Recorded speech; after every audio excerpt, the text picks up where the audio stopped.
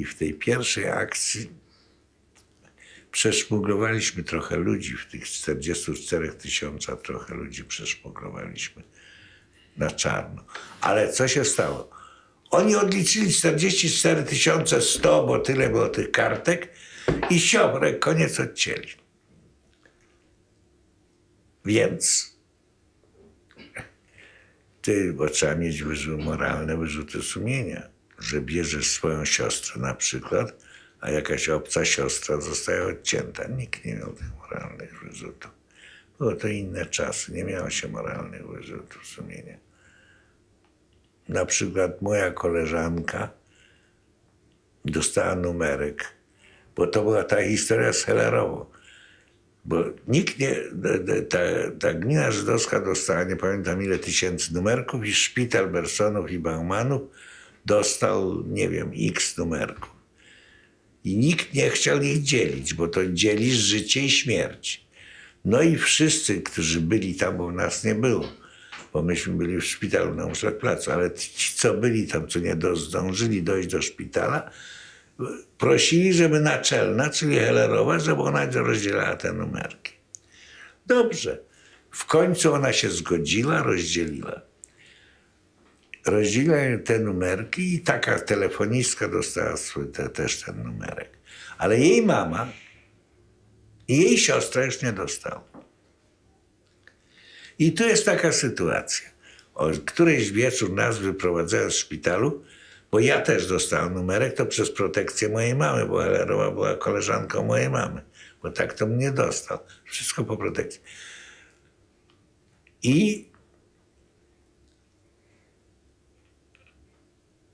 I co tu zrobić? Ona stoi, bo na placu tam na Zamenhofa był taki skwerek. I ten skwerek był taki żelazny płot dookoła, czy żeliwny. I ona stoi przy tym płocie, przychodzi mama, ona i mówi do tej, zabierz mnie. No ja mam jeden numerek. I już formują, już rusza kolumna, jak ona nie pójdzie, to jest koniec. I ja patrzę, ona odpycha tą mamę i wskakuje w kolumnę. No niby nic innego nie można było zrobić. Ale ja ją dobrze znam. I bardzo jest przyzwoita kobieta, ale serca do niej nie ma. Ja też kogoś przeszmuglowałem, ale nikogo nie odepchnąłem. To jest właśnie ta różnica, co się robi. Czy kogoś się odpycha, czy się robi na lewo. Te 4000 to była potem następnego dnia łapanka na te 4000, ale to już było takie, nie tego.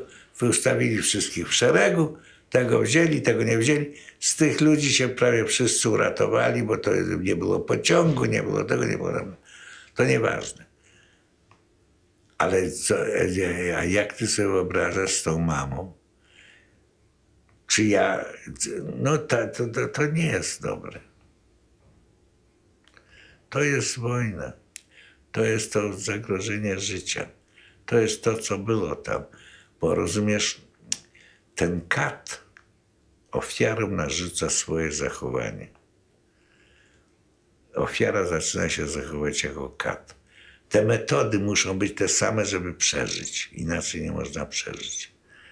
To wszystko jest fatalne. Także tak się skończyła ta akcja.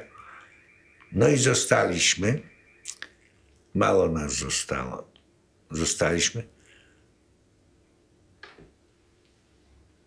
Ona przyda tego mojego kolegę drukarza, który pilnował cały czas tej maszyny i to wszystko.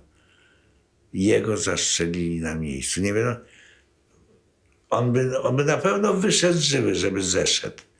Ale on mi mówił, ja cię im nie poddam. Jak przyjdą, ja nie zejdę. Ja mówię, słuchaj, musisz zejść, bo znasz tego, znasz tamtego, będzie się wykręcał. Nie, on nie zeszedł. Ja przyszedłem po godzinie, on leżał zabity na ziemi. Drukarnia, on leżał na tym schowku, jak się nazywa, na tym schowku, gdzie była schowana drukarnia. To było w piekarniku, za piekarnikiem w kuchni węglowej była zrobiona wielka dziura, jak się odsuwało to się wysuwało, to może, nieważne. On tam leżał, zabity. Nazywał się pan Zyferman. Był fajny chłopak.